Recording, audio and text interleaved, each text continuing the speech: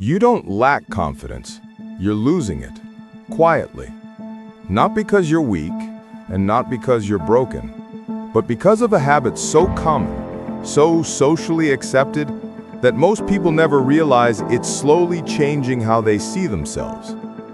Freud warned about this long before confidence became a concept people tried to fix. And once you notice it, you'll see it everywhere, especially in your own behavior. This isn't motivational advice, and it's not surface-level psychology. This is a deeper explanation of how confidence erodes without you noticing it. Stay with me, because by the end of this, you won't just understand confidence, you'll understand what's been quietly taking it from you. From an early age, you're taught to adapt, to be agreeable, to avoid conflict, to adjust yourself to fit the room. On the surface, this looks like emotional intelligence, but Freud believed something subtle was happening beneath it. When people consistently silence their own reactions to maintain acceptance, they disconnect from their inner authority. Confidence doesn't disappear all at once. It fades through small moments of self-betrayal. Every time you say, "It's fine," when it isn't. Every time you minimize what you feel to avoid tension. Every time you choose comfort over honesty. The mind learns a dangerous pattern, that your needs are negotiable, that your boundaries are optional, that your inner voice can't be trusted. Freud believed the psyche is shaped less by dramatic events and more by what is repeatedly suppressed.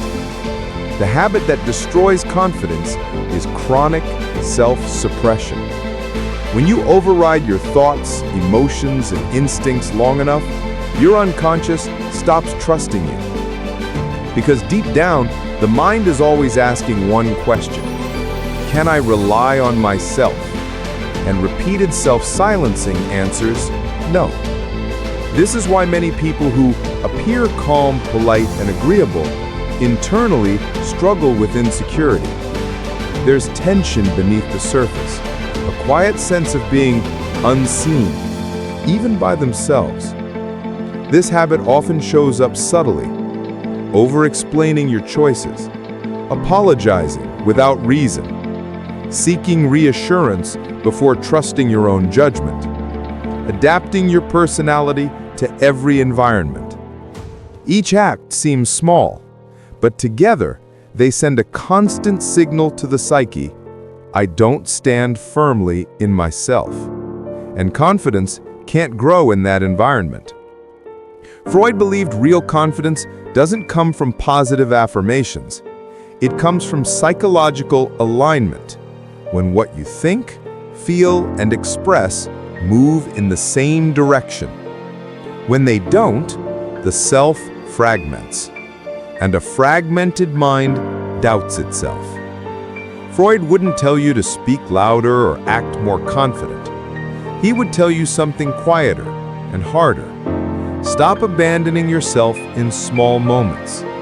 Confidence returns when your actions show loyalty to your inner experience. Not through aggression, but through consistency. Saying no when you mean no. Pausing instead of immediately agreeing. Letting silence exist without explaining yourself. At first, this feels uncomfortable because you've learned to associate acceptance with safety. But over time, something changes.